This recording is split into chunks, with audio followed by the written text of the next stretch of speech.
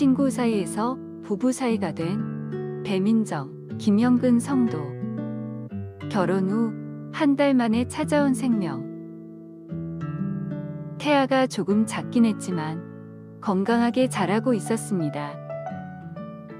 그냥 검사하러 갈 때마다 주스보다 조금 작았긴 했는데 병원에서도 막달쯤 되면은 많이 클 거라고 했고, 저도 출생할 때 2.1kg로 태어났거든요. 그래서 보통 엄마 닮는다고 얘기 많이들 하잖아요. 그래서 엄마 닮아서 작은갑다 하고 아무렇지도 않게 생각하고 있었어요. 그러나 태아에게 생긴 예기치 못한 상황. 32주 차에 처음 알게 됐어요. 초음파 검사를 하는데 너무 오래 걸리는 거예요. 그래서 약간 이상하다고 짐작을 했었고, 심장이 안 좋은 것 같다, 머리에 혈관이 조금 덜 자란 것 같다라는 충격적인 말씀을 하셨고, 그래서 그냥 가볍게 간 마음이었는데 이러다가 산모랑 아기랑 둘 다 위험하다고 그 다음날 출산을 해야 되겠다고 해서 정말 진짜 아무런 준비 없이 그냥 그 다음날 출산을 하게 되었어요.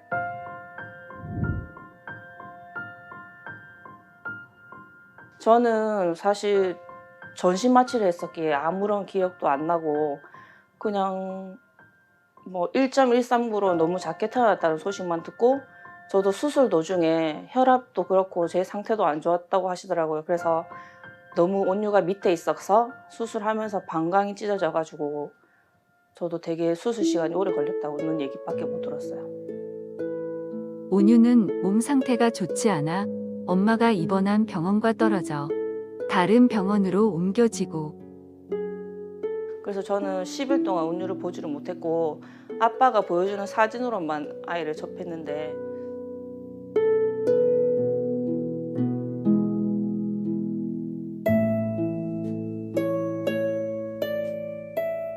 많은 주사 바늘과 이제 아기, 보통 평범한 아이와 같지 않은 그런 상황들이 좀 힘들었죠. 드디어 온유와의 첫 만남. 반가움도 있었고,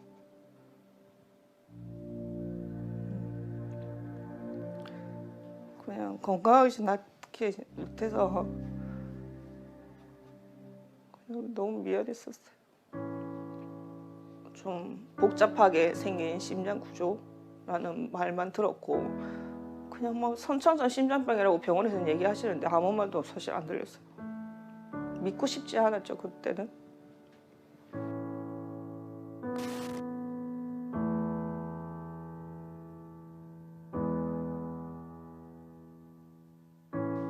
오히려 그때는 더 하느님을 원망했어요. 그냥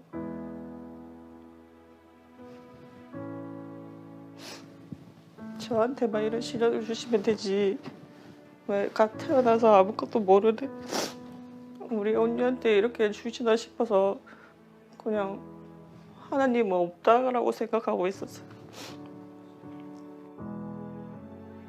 그러나 힘들 때 나를 붙들어준 말씀과 기도. 계속 눈물밖에 안 났었거든요. 선천성이라는 어떤 그 단어 자체가 너무 가슴이 아팠고, 너무 기다렸던 아이인데 만져보지 못하니까 너무너무 그냥 슬펐었는데, 목사님께서 이제 저를 위로해 주러 오셨어요. 그런데 그날 오시자마자 40일, 이사야 41장 10절을 말씀하시는 거예요. 너희 의로운 손으로 오른손으로 붙들리라는 말씀을 하시잖아요. 진짜 누군가가 저를 붙들어 주시는 것 같았고, 그때 정신이 번쩍 들었어요. 아, 나는 혼자가 아니구나. 하나님이 지켜주고 계시고 정말 많은 분들이 나를 기도를 해주시고 계시구나 하고, 진짜 지금 내가 할 수 있는 거는 진짜 기도밖에 없었어요. 할 수 있는 게 아무것도 없었어요.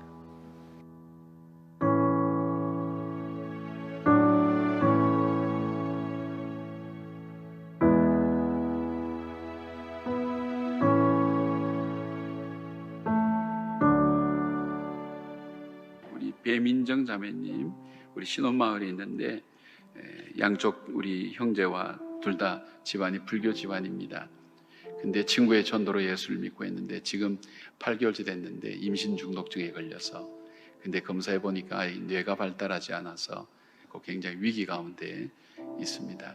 아무도 기도해 줄 사람이 없는 것 같습니다. 배민정 자매, 우리가 함께 기도해 주시고 하나님, 이 시간에 배민정 자매님을 위하여 기도합니다. 하나님께서 귀한 생명을 선물로 주셨지만 하나님이 생명에 대한 오히려 제가 임신하고 있었을 때 특별 새벽 기도회를 하고 있었거든요. 수수감사장. 근데 저도 그때 다니고 있었어요. 그거를 이제 마지막 기도회 3일 끝나기 3일 전에 일어난 일이고, 그래서 그 새벽 기도하는 그 시간에 너무도 감사하게 많은 성도들이 기도를 해주셨다는 말을 듣고 진짜 정말 너무너무 감사했고 너무너무 진짜 위로가 됐었거든요. 기도해줬던 분들이 보면 너무 기뻐하고 감사해 하실 것 같아요. 지금 온유가 세례받는 걸. 그래서 저도 정말 뜻깊은 유아 세례 시간인 것 같아요. 온유야, 너는 하나님의 특별한 사람이란다. 앞으로도 많은 수술이 남아 있거든요.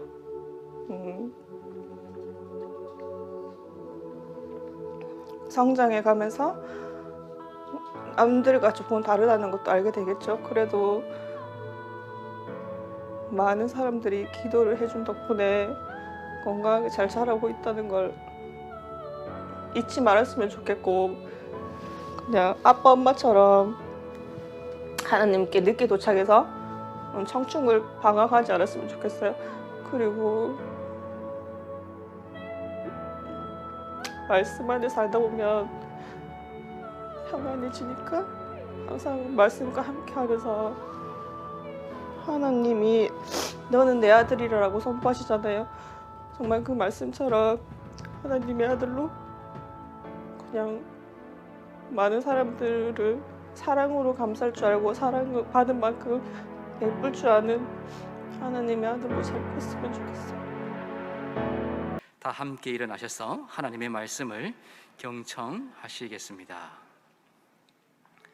사무엘은 어렸을 때에 세마포 에봇을 입고 여호와 앞에서 섬겼더라. 그의 어머니가 매년 드리는 제사를 드리러 그의 남편과 함께 올라갈 때마다 작은 겉옷을 지어다가 그에게 주었더니 엘리가 엘가나와 그의 아내에게 축복하여 이르되 여호와께서 이 여인으로 말미암아 내게 다른 후사를 주사 이가 여호와께 간구하여 얻어 바친 아들을 대신하게 하시기를 원하노라 하였더니 그들이 자기 집으로 돌아가매 여호와께서 한나를 돌보시사 그로 하여금 임신하여 세 아들과 두 딸을 낳게 하였고 아이 사무엘은 여호와 앞에서 자라니라. 아이 사무엘이 점점 자라매 여호와와 사람들에게 은총을 더욱 받더라. 이 말씀은 하나님의 말씀입니다. 아멘. 한국 배우 최초로 아카데미 여우 조연상을 받은 윤여정 씨의 이야기가 매스컴을 장식하고 있죠. 그가 아카데미상을 받은 수상 소감을 말하는 것은 더 큰 화제가 되고 있습니다. 근데 저에게 다가온 그 멘트가 있었습니다. 그것은 윤여정 씨가 살짝 지나가면서 했던 말인데, 저더러 일하러 나가라고 종용하는 두 아들에게도 감사하다. 아이들의 잔소리 덕분에 엄마가 열심히 일했더니 이런 상을 받았다라는 그런 잠깐 지나가는 그런 멘트였습니다. 잠깐 동안 언급한 이야기 속에 자신이 살아온 고달픈 삶의 나날들이 묻어져 있었고 그 사연들이 그 이야기 속에 담겨져 있었습니다. 이혼 후에 두 아들을 기르며 살아야 했던 그에게 연기는 예술과 취미가 아니라 바로 생존 그 자체였습니다. 이 말 속에 고달프고 힘들었던 지난 날들, 그러나 자기로 하여금 그 일의 현장, 오늘도 살아야 될 이유와 또 일을 해야 되는 이유에 대해서 있게 해줬던 그 두 아들에 대한 작은 감사, 그런 마음들이 함께 묻어져 나오는 그런 멘트였습니다. 오늘 본문에 나오는 한나도 아주 어두운 시대에 고달픈 삶을 살았던 사람입니다. 그러나 한나는 아들 사무엘을 잘 길러내므로써 자신이 개인 속에 가득했던 그 상처를 승화시켜서 참 찬란한 별로 만들었고, 가정의 불화와 다툼을 평안으로 만들었으며, 민족이 어둡고 암울했던 그 시대에 빛으로 나가는 길로 만들어가는 하나님의 역사를 만들어갔던 그 여인이 될 수 있었습니다. 오늘 본문은 자기 아들 사무엘을 통해서 어떻게 자기의 삶을 살아갈 수 있었던가 하는 부분을 우리에게 잘 소개해 주고 있습니다. 한나뿐 아니라 오늘날도 자신의 상처를 먹고 마시면서 아픈 가운데 살아가는 사람이 많습니다. 깨어진 가정, 무너진 가정 속에서 안타까우며 평안을 누리지 못하고 허겁지겁 그 가정을 꾸려나가는 고달픈 인생들도 적지 아니합니다. 코로나로 인하여 이 암울할 뿐 아니라 바로 그 가운데서도 생존의 삶 속에서 어디로 가야 될지 알지 못하는 그런 사람들이 우리 주변에 얼마나 많이 있는지, 아니 바로 이 자리에는 여러분들이 아닌지 모르겠습니다. 나는 어떻게 살아야 될지 모르겠어요. 그리고 특별히 오늘 유아세를 받은 그 부모님들은 정말 어려운 세상 속에 이 아이를 어떻게 길러야 될지 모르겠어요. 정말 사무엘처럼 잘 자랐으면 좋겠어요. 하나님의 은총이 늘 머물렀으면 좋겠어요. 그렇게 생각하신다면 오늘 우리는 한나가 사무엘을 어떻게 길렀는지를 우리가 유심히 살펴보시고 내 삶에 적용하셔야 됩니다. 자, 한나는 사무엘을 어떻게 길러서 이런 크고 놀라운 일들을 할 수가 있었을까요? 첫 번째, 한나는 사무엘을 기도로 양육했습니다. 뻔한 얘기일 수 있지만은 그러나 우리가 진지하게 들어야 될 것이, 한나에게 있어서 기도는 우리에게 있어서 일상으로 들려지는 뻔한 얘기가 아니라 그에게는 생존의 유일한 길이었습니다. 한나의 인생 속에는 성령을 잉태하지 못하는 아픔, 그런 고통으로 소개되고 있지만은 그의 새로운 삶의 시작은 성경은 기도였음을 우리에게 말씀해 주고 있습니다. 그 자신은 철저히 인생이 무엇인지를 알았던 사람이었습니다. 자기 마음대로 할 수도 없고 자기 마음대로 선택한다고 결정한다고 되어지는 인생도 아니라는 것. 인생의 삶은 내 손에 있는 것처럼 보여지지만, 다른 사람 손에 있는 것처럼 여겨지지만, 그러나 그 인생은 바로 하나님 손에 있다는 것을 그는 누구보다도 자기의 고통을 통해서 철저하게 깨달았던 사람이었습니다. 사무엘상 2장 6절 7절에 나오는 한나의 노래 중에 그는 이렇게 고백합니다. 여호와는 죽이기도 하시고 살리기도 하시고 수월에 내리기도 하시고 거기에서 올리기도 하시는도다. 여호와는 가난하기도 하시고 부하기도 하시며 낮추시기도 하시고 높이시기도 하시는도다. 그리고 8절 마지막 부분에 가서는 여호와께서 세계를 그것들 위해 세우셨도다라고 그렇게 노래합니다. 이 노래를 종합해 보면 하나님의 절대 주권을 믿는 신앙 고백이 그에게 있는 것입니다. 인생이 내 손에 달려있는 게 아니라 이 천지 만물을 운행하시는 그 하나님 손에 우리의 생사화복이 있다는 것, 그리고 그 하나님 은혜로 우리는 살아간다는 것을 그는 노래를 부르고 있습니다. 그 노래 속에 담겨 있는 게 뭘까요? 인생은 내 손에 있는 것이 아니라는 것을 그는 노래하고 있는 겁니다. 하나님께 있다고. 그렇다면 나에게 가장 소중한 자녀를 내가 어떻게 길러야 될 것인가 할 때에 이 자녀가 내 손과 내 계획과 내 뜻과 내 생각에 달려있는 것이 아니라 이 자녀의 앞길도 역시 이 자녀의 주인 되시는 하나님께 달려있음을 그는 고백할 수밖에 없었을 거예요. 그래서 그는 자기의 뜻보다는 하나님께서 이 아이의 앞길을 맡아달라고, 이 아이의 삶을 의미 있게 해달라고, 이 아이로 하여금 하나님 앞에서 정말 보람있게 살 수 있는 삶이 되게 하려고 간절히 기도하는 것, 그것이 바로 한나에게는 그냥 하는 것이 없어서 기도하지 그것이 아니라 그것은 자기에겐 절박한 간구였습니다.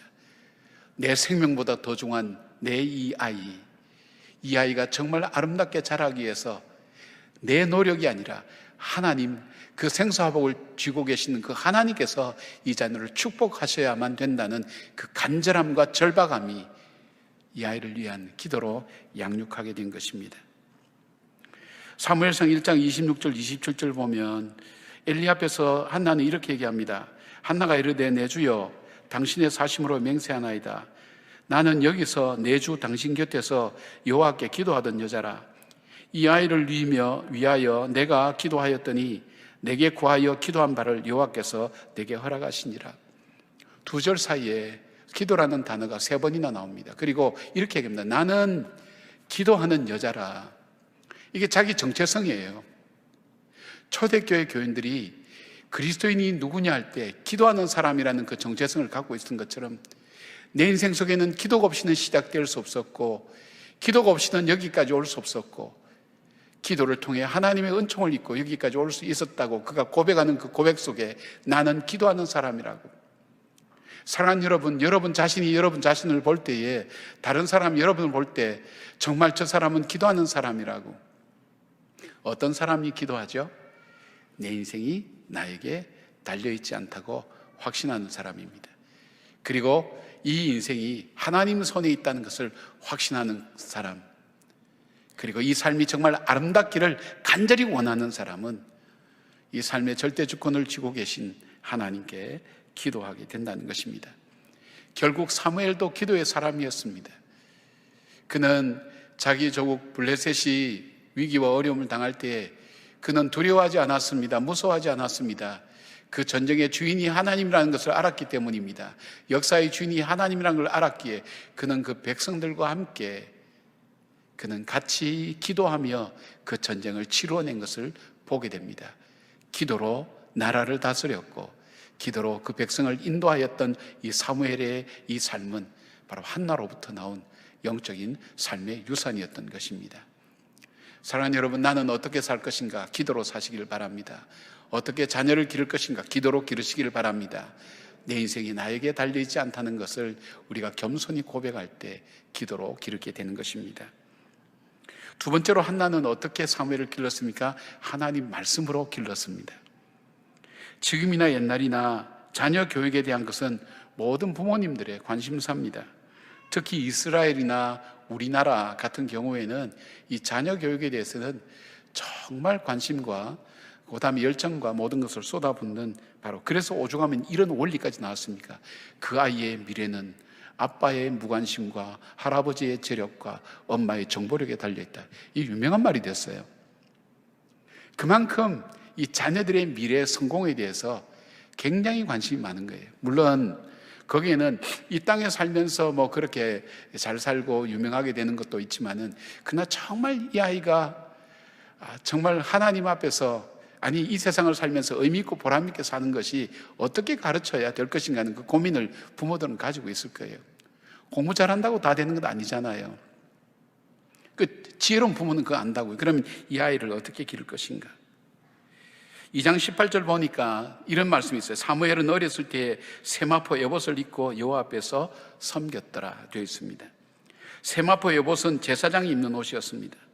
이 옷은 기도하면서 한나가 만들어다 준 그런 옷이었습니다. 그리고 하나님 앞에서 사무엘이 섬겼다는 것은 뭘까요? 바로 하나님 말씀을 배우고 훈련받는 일에 쓰여졌다는 것 말합니다. 이스라엘 백성들은 5살만 되면 토라를 가르칩니다. 창세기, 출애굽기, 레위기, 민수기, 신명기, 모세오경에 토라를 가르치는데 이 토라 중에 제일 먼저 가르치는 책이 뭐냐면 레위기라고 합니다. 여러분, 레위기를 읽으면서 은혜 받았다는 사람 제가 별로 보지를 못했어요. 우리가 참 어려워하는 난제들이 많은, 이해하기 어려운 부분들이 많은 게 레위기인데 5살 되는 아이에게 가르치는 거예요. 왜 레위기를 가르치느냐? 레위기에는 하나님의 백성은 어떻게 살아야 되는 것이 레위기에 나와 있기 때문에 바로 이 레위기부터 아이들을 가르친다고 그렇게 얘기되어 있습니다. 즉 복받는 자의 삶을 살도록 가르친다는 것입니다. 다른 어떤 교육보다도 말씀을 따라 살아가도록 가르치는 것이 바로 이 한나의 교육 방법이었습니다. 20세기가 낳은 가장 탁월한 기독교 작가 중에 한 사람으로 불려지는 아더 핑크 목사님은 성경 읽기에 70가지 유익이라는 그 책을 읽어보니까 몇 가지로 요약할 수 있어요. 우리가 성경을 읽게 되면 알게 되는 게 뭐냐? 내가 어떤 존재인가를 먼저 알게 된다. 성경 속에서 나를 발견하게 된다. 성경 읽게 되면 바로 하나님을 알게 된다. 그리고 또 성경 읽게 되면 이 세상이 어떤 세상인지 분별하는 지혜를 갖게 된다. 그리고 또 하나, 하나님께서 주시는 좋은 성품을 얻게 되면서 내가 무엇을 붙들고 살아야 될지, 어디로 어떻게 살아야 될지를 아는 삶의 지혜가 이 성경 속에 있다고 그렇게 기록하고 있습니다. 여러분, 지금 세상은 너무 어지럽습니다. 우리나라도 지금 상황이 얼마나 어지러운지 알 수가 없습니다. 지금 한국 사회의 위기, 한국 사회만 해당되는 건 아니지만 특별히 한국 사회의 위기에 대해서 얘기할 때 공통적으로 얘기하는 것이 이 인구 감소와 노령화에 대한 얘기를 하고 있습니다. 인구 감소에 대한 얘기만 조금만 해볼게요. 한국은 출산율이 세계에서 가장 낮은 나라로서 출산율이 0.84명이라고 합니다. 이 추세로 가면 인구 감소로 이 세계에서 가장 빨리 없어질 나라가 한국이라는 것입니다.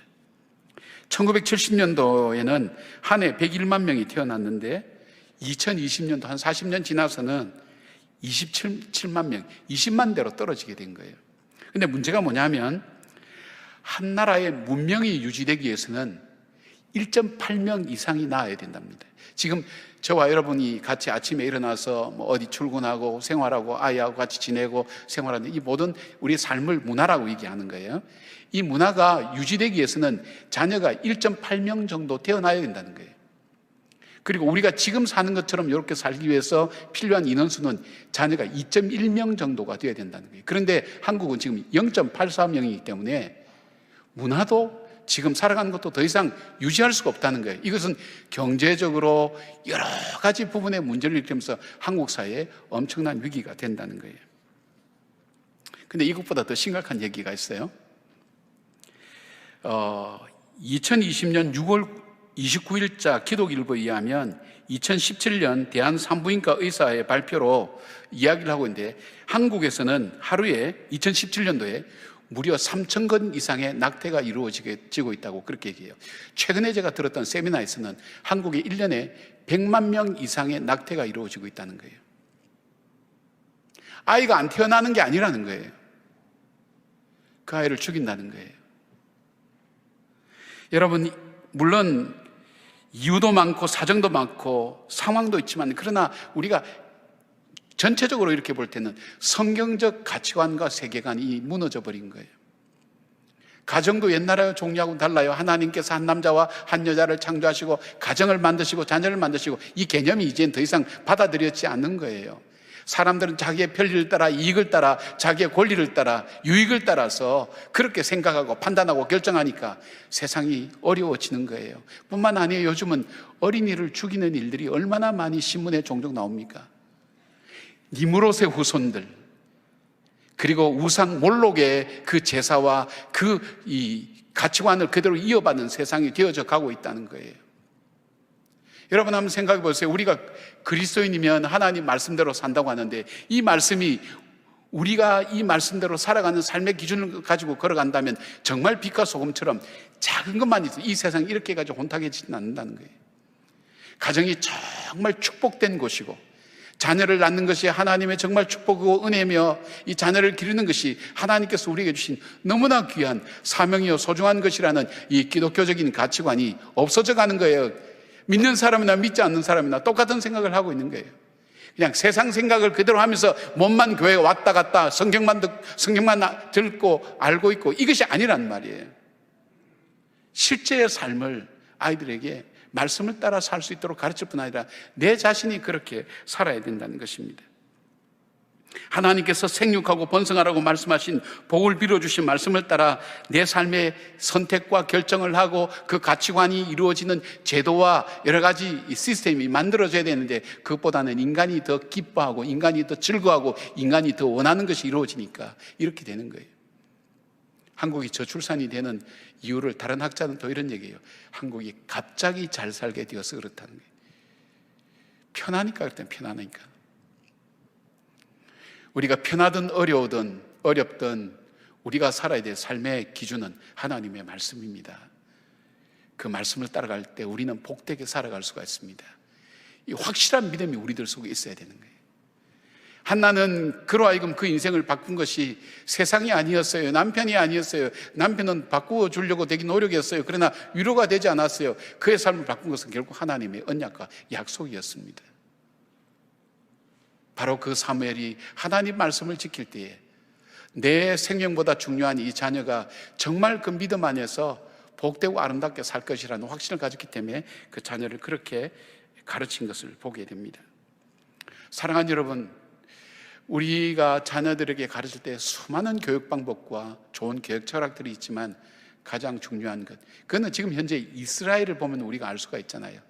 어떻게 2000년 동안이나 나라가 없는데도 불구하고 나라를 세워나가고 저렇게 나라가 건강하게 되는 그 이유가 있고, 적은 인원 가지고 노벨상 세계 인류를 움직였던 수많은 개발과 발명이 이루어질 수 있었던 수많은 석학들이 이 이스라엘 사람들께 나올 수 있었던 이유가 뭘까요? 여러분, 우리가 성경적 가치관, 성경적 세계관을 우리가 바라보면서 말씀이 우리 삶의 기준이 되도록 그렇게 가르쳐야 됩니다. 우리 자녀들에게 그렇게 가르치고 그 말씀이 내 인생의 기준이 되도록 여러분께서도 그렇게 마음을 정하시고 그렇게 살 수 있도록 주님께 기도하는 여러분 되기를 바랍니다. 세 번째로 한나는 이 사무엘을 자신의 삶으로 사무엘을 양육했습니다. 2장 19절 보니까 그의 어머니가 매년 드리는 제사를 드리러 그의 남편과 함께 올라갈 때마다 작은 겉옷을 지어다가 그에게 주었더니 1장 28절 그러므로 나도 그를 여호와께 드리되 그의 평생을 여호와께 드리나이다 하고 그도 거기서 여호와께 경배하니라. 한나는 신앙 따로 생활 따로 하는 삶이 아니었어요. 한국교회 최고 위기가 뭐냐 할 때 사람들이 생활 속에서 신앙이 이루어지지 않고 있다는 것이 가장 큰 위기라고 얘기하는 사람이 있어요. 여러분, 김장할 때 소금을 배추 수만큼 넣습니까? 배추 무게만큼 넣습니까? 그렇지 않습니까? 보통 몇 그램, 몇 퍼센트?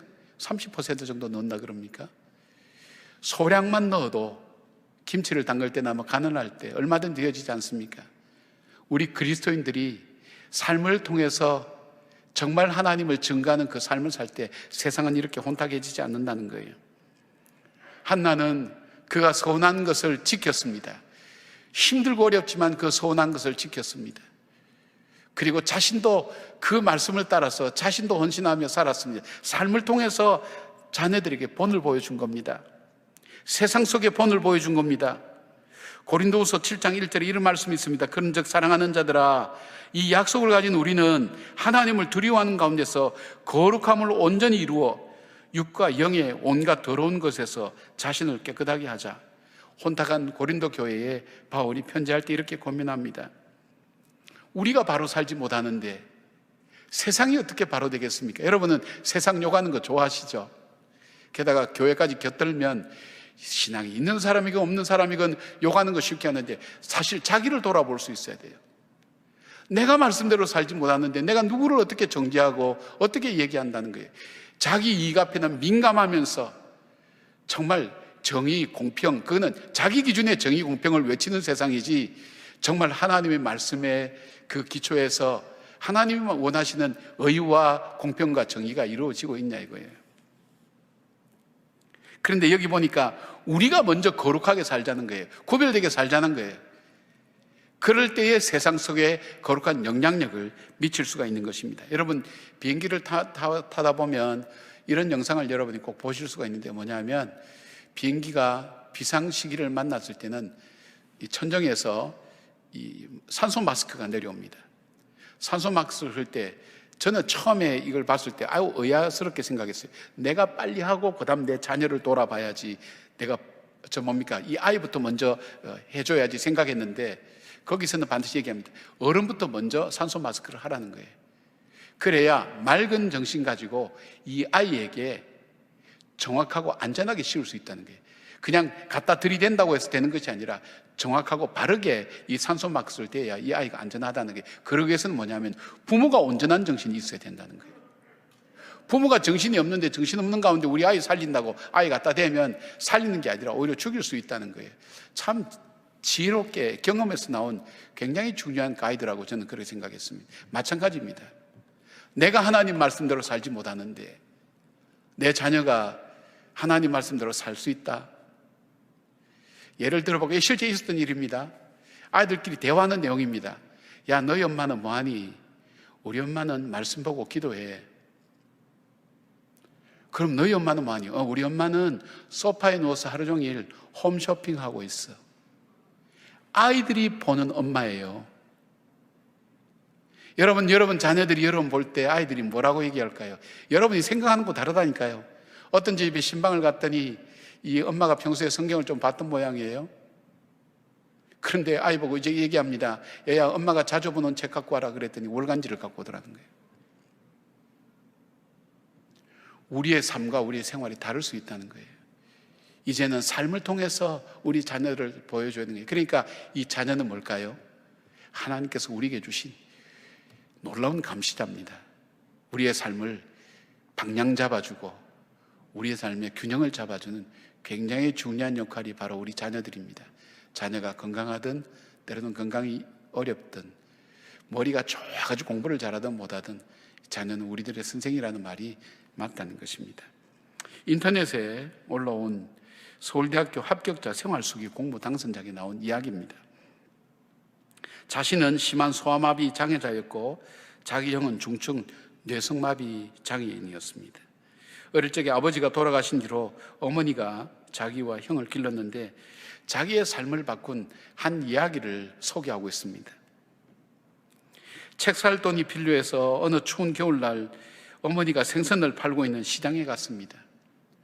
그 몇 발자국 바로 전에 자기가 발견한 그 어머니는 집에서 보는 그 엄마가 아니었습니다.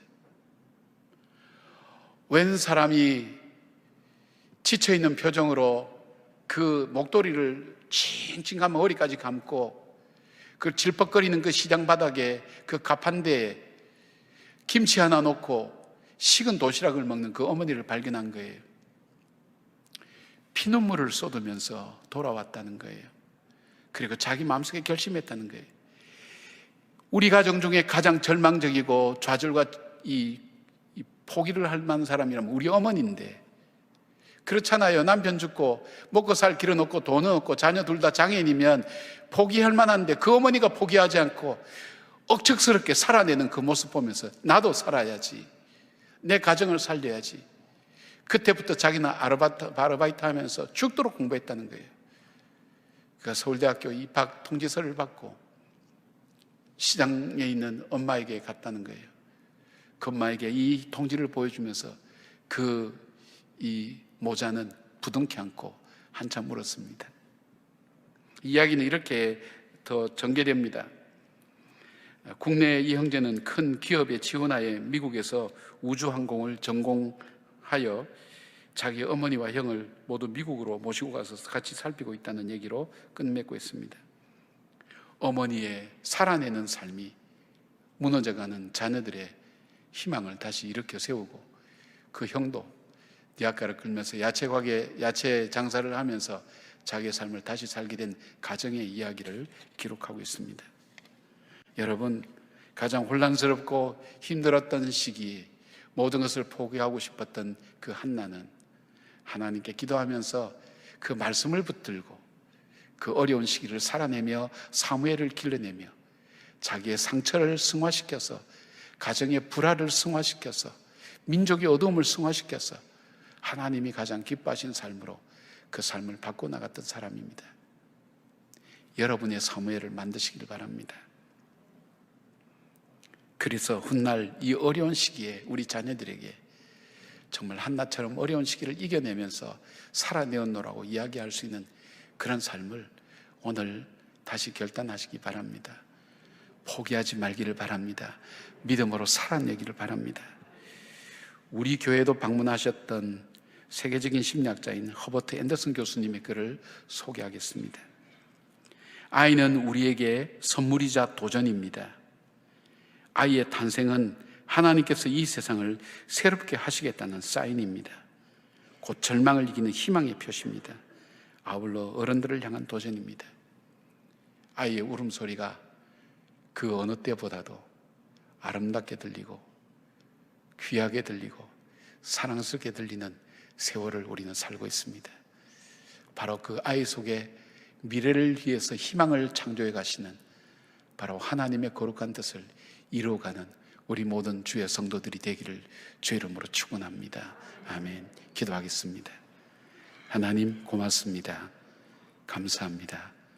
사랑하는 주의 자녀들이 이 시대에 한나처럼 힘들고 어렵지만 사무엘을 길러내는 위대한 어머니가 되게 하시고 위대한 신앙인이 되게 하시고 믿음으로 살아내는 하나님의 사람으로 살아가게 하여 주시옵소서. 우리 힘으로는 살아갈 수 없사오니 주여 도와주시고 함께하여 주시옵소서. 예수님의 이름으로 기도드리옵나이다. 아멘.